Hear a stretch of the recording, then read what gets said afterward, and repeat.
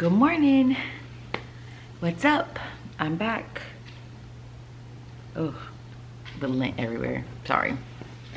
I look a little rough this morning. Just woke up, but it is the day after my grandmother's funeral, and it's been a while since we had a sit down. And even then I was telling you I'm back and all the things, and it was like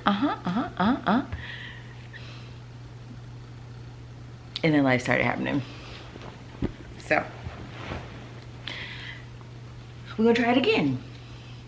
I'm gonna move y'all up some because we're gonna try it again. So welcome back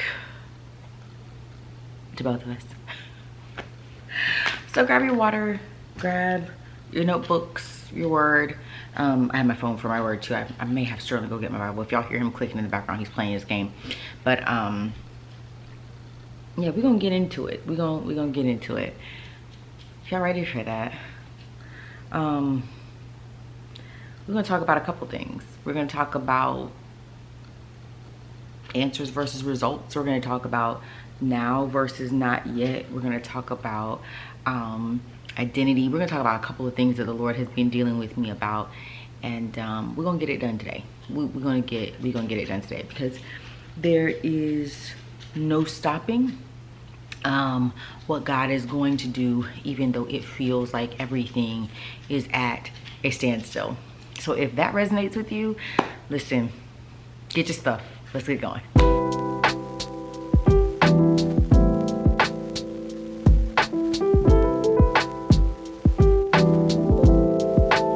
Okay, what's up? I'm so excited that you're here. I'm Petra, I'm your faith bestie. That means that I believe I've been commissioned to live life with you well. That means to talk to you about all things faith, all things real life, all things that are all the things. That's me. And if this is your first time here, welcome. If this is not your first time here, welcome back, girl. What's up? I'm so excited to see you. We're gonna do some chatting today. My household is waking up. We had a very long day yesterday. It was my grandmother, my mom's mom. It was her funeral yesterday, and yeah. So there's a lot of feelings, a lot of emotions going on, all the things, but we are going to make it happen. But my kiddos are waking up, so if you hear walking around in the background, that's them. Okay, so let's start. I'm going to start with, also, hold on. If you saw the last vlog, the vlog from August, then you'll have seen me talk a little bit about what I'm gonna talk about first here, which is Job. And I was saying I was gonna do a live on it. I'm not in a headspace to do a live. I think that there has been so much stuff back to back that has been happening in my life that is very difficult for me to show up in that moment in raw time. Like, I have to show up when I have the clearest headspace, and sometimes it's the most random of times, which is like right now. Like, I'm like, okay, I don't know how I'm feeling right now. I don't know why I'm feeling right now, but I'm gonna show up in this moment. And so that's why I haven't done the live, but I do feel very strongly that the Lord wants me to share this with y'all, because I think a lot of us are going through something similar, that we all have things that are happening, but there's still a requirement for us to do the thing, to show up, to be present, and to produce. And sometimes that's really difficult because we're like, God, what are you doing? Like, how did you put that together? And I've realized that a lot of our time is spent on getting the answers from God, when really he's focused on the results that were promised. And so we've got to shift our mentality so that we can match his, because we'll always be in a state of discontent if we're operating from our flesh and our ego, as opposed to operating in his divine order. That's just the reality of the thing, right? And so again, is it a hard moment for me? Yes. Has it been a hard moment for me? Absolutely. Do I feel a lot like I don't know what you were thinking? How did you put this together? Absolutely. But there was such a peace that I had yesterday. One, because I think that he had taken me through the 21-day fast prior to everything happening with Grandma Verna, but also just this, there was a difference between her passing and Graham's passing, or little Granny's passing. Graham's was sudden. There was absolutely no way to prepare. There was absolutely no way to expect or anticipate. And there was such a gravity to that. Whereas Grandma Verna, we knew that she was sick, but she was getting better and then not so better, but she was sick. And so we knew that something was changing. And the Lord had already given my mom peace about, you know, hey, she may be going soon. And so we were able to kind of get our minds into a different place. And we didn't want her to be in any prolonged pain. And so even the dragging out of what it was hard, right? But there was also a peace attached with, you know what, her forever isn't going to be spent in agony. And that's important too, to keep that in perspective when you're talking about the differences of how I felt, the preparation for the two. But don't be mistaken. Like, I think I'm also in this shock of less than a year apart, right? Or it was almost a year, but slightly less than a year apart. Two very important people, two people that I think helped to shape a lot of who I am, being gone and feeling like I can't get that back. I can't get that back. So how do you navigate that? How do you show up and trust him when you feel like he's made decisions that are not trustworthy? These are questions, and ones that I've been sitting with, and ones that I've been asking and trying to figure out. And this is what we're doing. This is the real conversations that we're having. We're not gonna have the sugar-coated things. I'm not gonna pretend. I'm not gonna make it seem like everything is easy or that it makes sense, because it doesn't. It doesn't. But I'm here. I'm showing up. I hope that you're gonna show up too. So, like I said, we're gonna start with Job. And again, when I said what I just said, like how do you feel and how do you trust him when you feel like he's making decisions that aren't trustworthy? How does that work? Because you're constantly asking him the questions like, what are you doing? How is this possible? Like, who are you? Like all the things, right? And the Lord came and he said, you know what? You have got to be careful. And I said, and I'm still saying, okay, because you got to be careful about running up on him, because we don't have the capacity or the wisdom to check or critique him. We don't have it. No matter how we feel, no matter what it looks like, no matter what it seems to be, we do not have the capacity or the wisdom to critique or check God. And I want you to go to Job 40 and 2. Job 40 and 2. We'll put it up right up here for you too. We'll put it here. But it says, the Lord answered Job. Well, that's verse 1. The Lord answered Job, will the one who contends with the Almighty correct him? Let him who argues with God give an answer.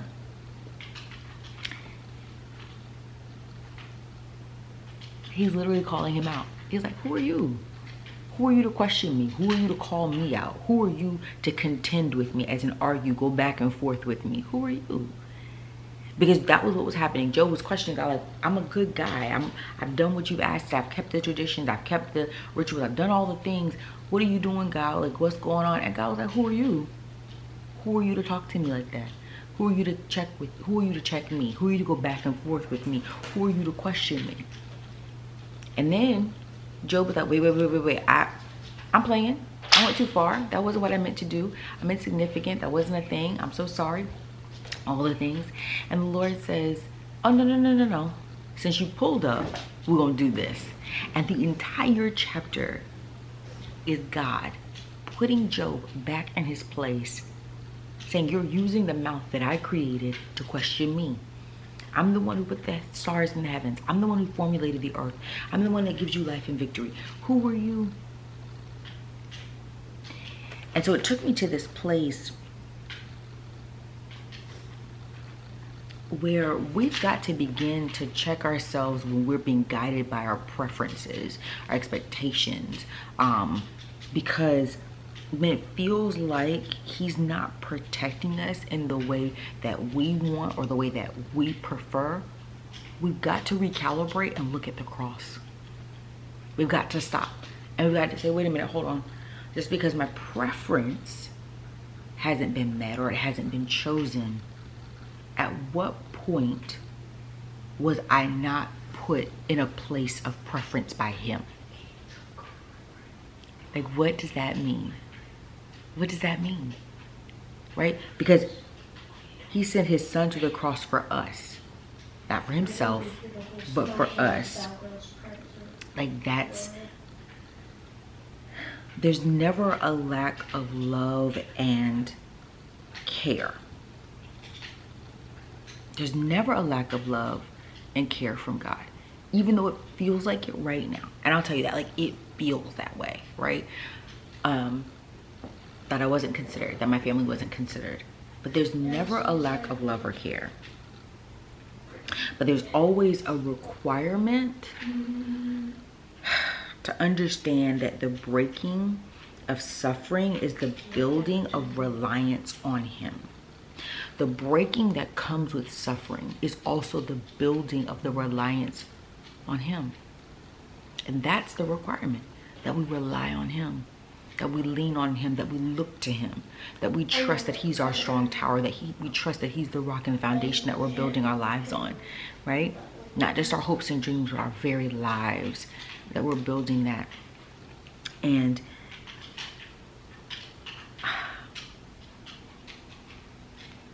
I think that takes us to the place that we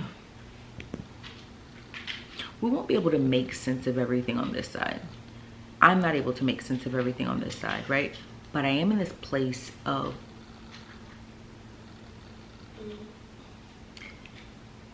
submitting and of bowing to the ruler of all things. Just because I don't understand all things does not mean I cannot submit to the ruler of all things, right?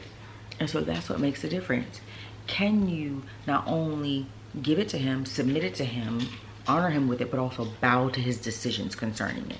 Like, listen, not only have I turned it over to you, but I am going to release it to you. I'm going to bow to the fact that you make the decisions of everything. Even if it doesn't make sense, even if it doesn't feel good, that I'm going to do it.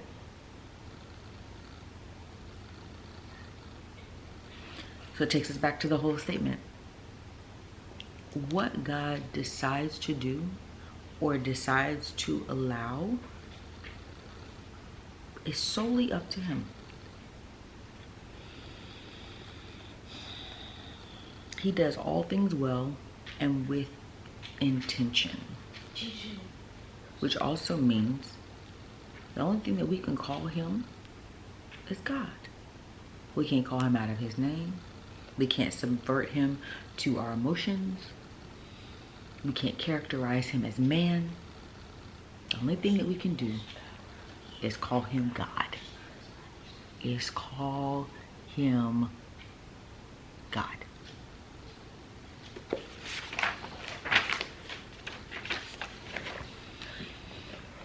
And that's a struggle for me, because I'm also in this, you're doing all this, you're taking all these things, you're pushing me into these places, and I still feel like I don't have anything to show for the breaking. Because remember what I said, the breaking that's associated with the suffering is also to help us to build our reliance on him.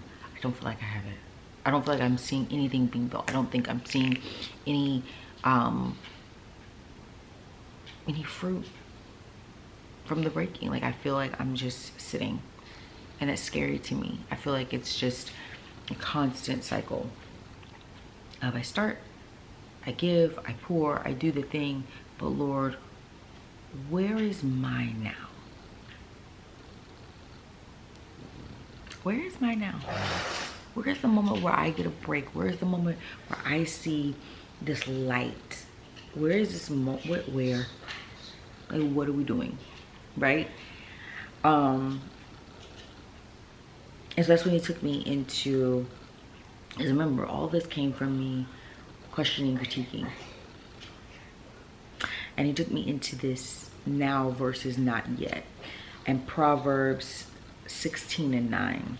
Proverbs 16 and 9.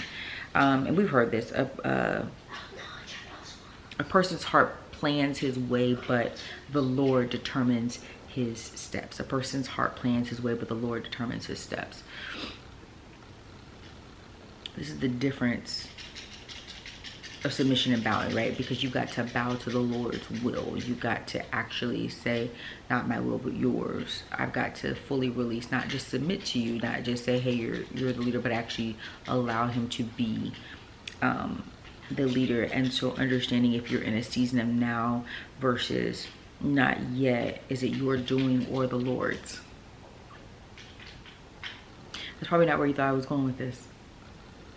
But it is, because we're having all of these conversations with him. We're taking him around in these circles like, oh, why are you doing this? How are you doing this? We're missing the moment. We're missing the moment, because a part of this too is also understanding that we want answers when God is focused on results. We want answers. That's what Job's conversation was. That's what my conversation has been. But I want the answer to this. I'm asking you this, and give me the answer. Give me what I want.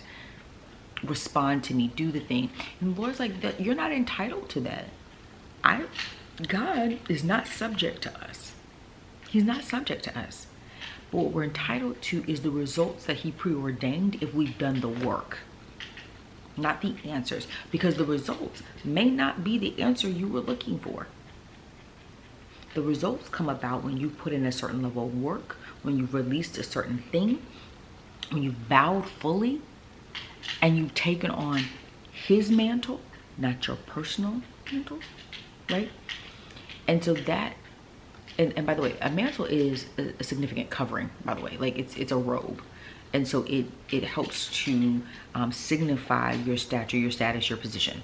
And so when we're talking about mantles, you're taking on the mantle of God as in the covering that he has designed for you, the place that he has called you to.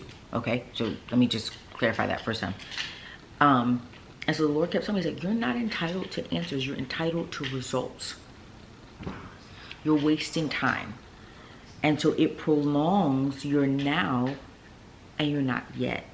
Because we also have to keep in mind that we have prayed thousands of prayers. But when we pray one, we forget it after a season and we move on to the next. The Lord has not forgotten your old prayers. He's still responding to those, and he's responding to it based on your spiritual, your emotional maturity, and your willingness to steward it well, right? And so just because you're here, you're focused right now on this particular prayer and you're wanting an answer here, he's focused on giving you the results of this prayer now that you have matured into this person. And so he hasn't forgotten that. Just because you've forgotten your prayer list does not mean that the Lord has. Does not mean that he's moved on from it. And so Job was contending or going back and forth with God about being a good man. The Lord was getting him to being a godly man. We going back and forth with God about being good, and he's like, I'm getting you to the place of godly. I'm getting you to the place of righteous. I'm getting you to this place of being upright before the Lord. And by the way, when the word talks about, and when we talk about being upright before the Lord, it is not our standing before the Lord.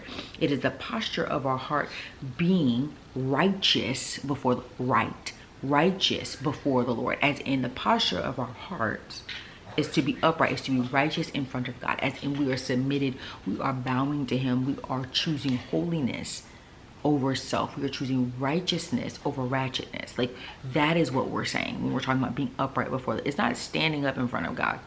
It's kneeling in front of God. There is a difference.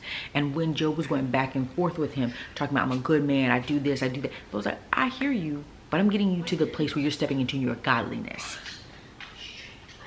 I knew that you could handle this because you are already poised for godliness. But you're not finna go back and forth with me. I'm responding to your old prayers just as much as I've heard your new ones, right? And so that's what we have to take into consideration, that the Lord has not forgotten the old just because we're focused on the new.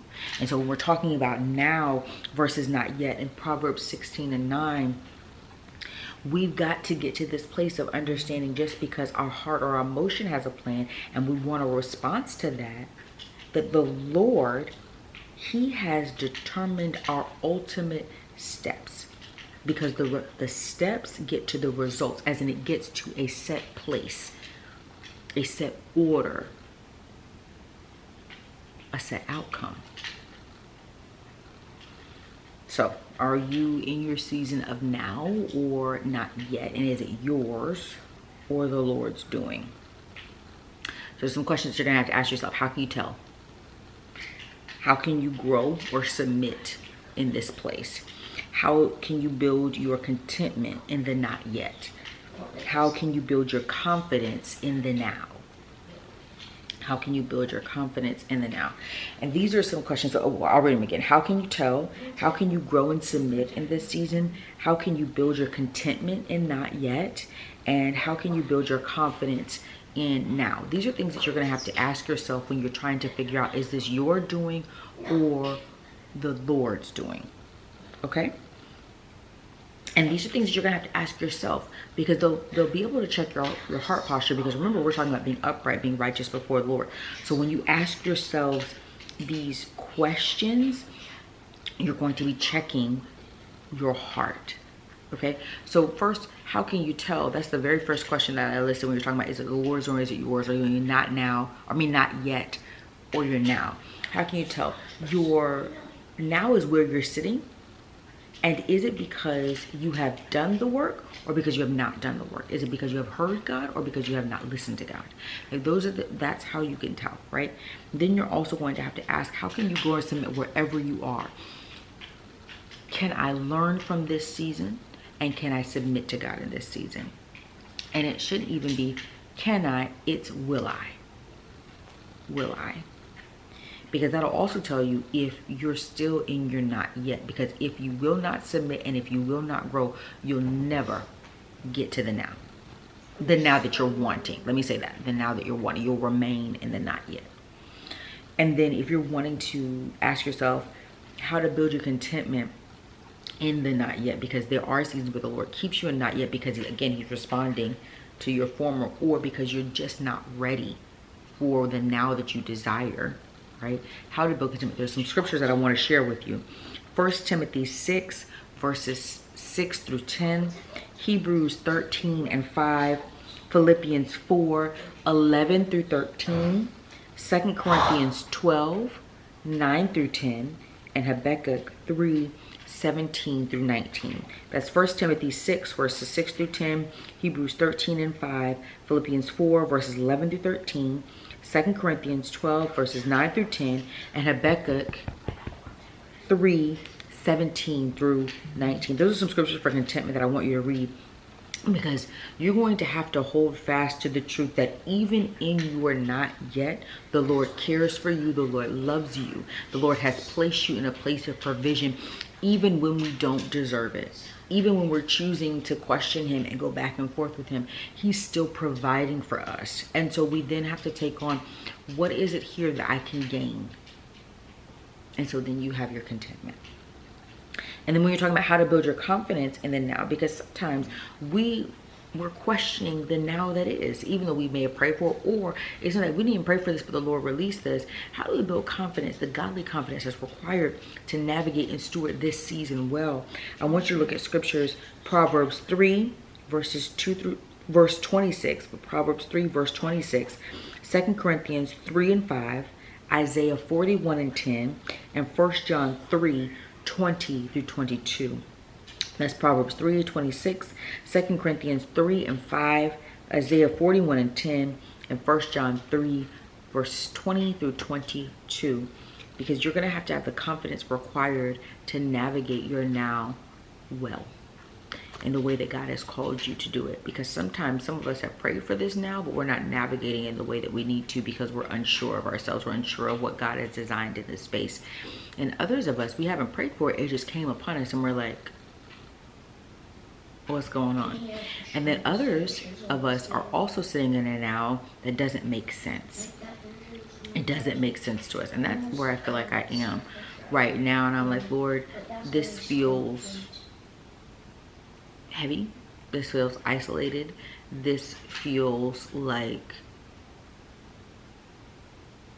a forced fast. And so I have to have the confidence in him, not even myself, but the confidence in him that he's doing a work that he's going to finish. That he is doing a work that he is going to finish.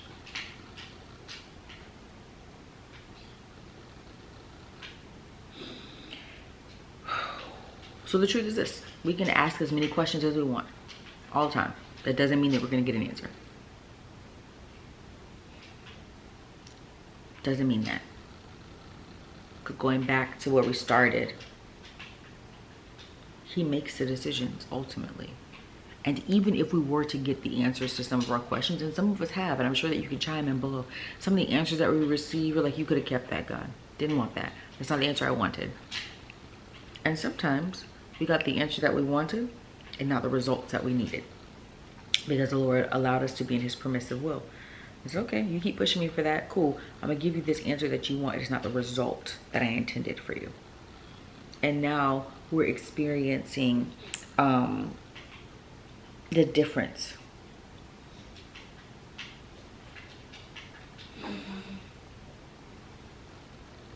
People commingle and conflate results and answers, and they're not the same. They're not the same. Also, my kids are getting a little loud, so hold on, let's give them a second. But we're almost done, y'all, because I'm not going to be on long because I have to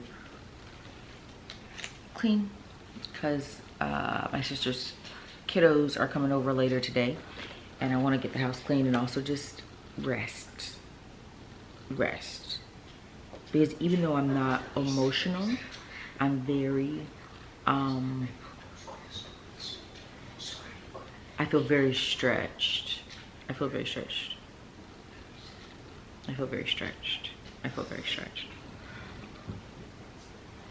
So in this season, I'm in a place of identifying those who nurture my progress, and removing those who embrace my complacency.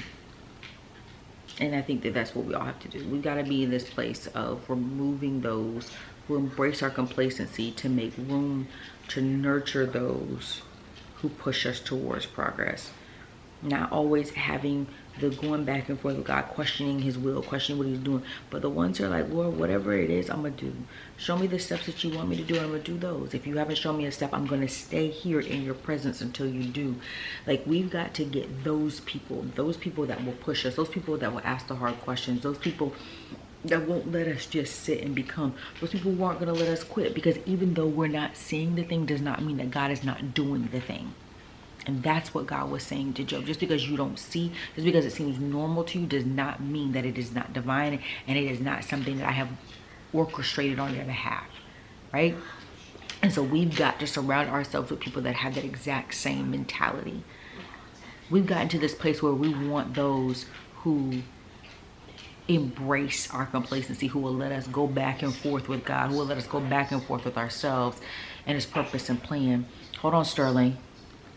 Who will help us to just do what we want to do.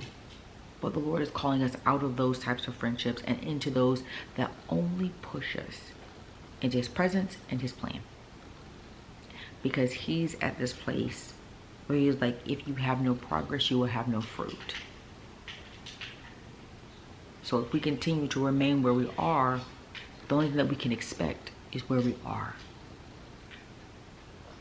That feeling of chaos, that feeling of being disgruntled, that feeling of being deprived, that feeling of despair, that feeling of just overall, well, I guess this is just good enough. That's where we'll stay. If we don't begin to nurture the relationships that push us past. Okay, my camera got full and now it's about to die. So really really quickly wrapping up, because obviously we've been talking longer than I anticipated. I want you to, before you do any of this, when you're thinking about all the stuff that we talked about with Job, Proverbs, all the things, keep in mind who you are. You're his child. You're his daughter. He wants to have a relationship with you. He wants to bless you. He wants to continue to love and care for you. But he needs for you to be his child. He needs for you to want to be within his care, his protection, and his provision. And so you have to think of him as a good and faithful father before having any conversation with him. You have to think about him as being sovereign and divine, and that everything, including your not yet and your now, is dictated by his plan to properly raise, care, and guide you.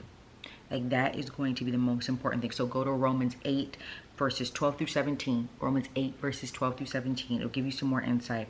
But when we make the decision to put to death our flesh, that means that we understand our true identity, which eliminates our need to role play for other people and motives, which is how our clock gets thrown off. And then it's how we begin to go back and forth with God. I can't dive into it more. Honestly, it's already been a long chat. It's longer than our usual PGCs. And this wasn't even a PGC. It was just us chilling together. But I want you to go and look at this. When you talk about knowing your identity, you'll then be able to have the fruitful conversations that are necessary between you and God and the people that he's placed in your life. And you'll understand that the killing of your flesh helps you to release all of those motives and expectations that are not of him and that don't align with his purpose, plan, and will for your life. Because his will is to bless you, his will is to love you, his will is to care for us, all of us. And even when it seems like he's failed us, he hasn't. Even when it seems like he doesn't know us, he does. And even when it seems like everything around us is falling apart, the reality is that it's falling together. I hope that you have a good week. I'm planning to have a good week no matter what, even in the hard times. I hope you'll do that too. If you haven't already bought your tickets to the All the Things experience, I invite you, I implore you, purchase the last seats. We're going to get together on October 19th at 5:30, and we're going to spend about 3 hours together worshiping, eating, and guys, this time we're going to have baptism, and I cannot wait to be baptized with you all, because I believe on taking a new nature and committing to that publicly with you all. So I'd love to see you. Tickets are available at heyprettylife.com. And if you already registered for the All the Things experience, don't forget to register for the Hey Pretty conference happening January 31st and February 1st in West Palm Beach. Those tickets are also available at heyprettylife.com. We are setting our year up to end well and to start well. Don't miss either opportunity. I'll see y'all soon. Bye.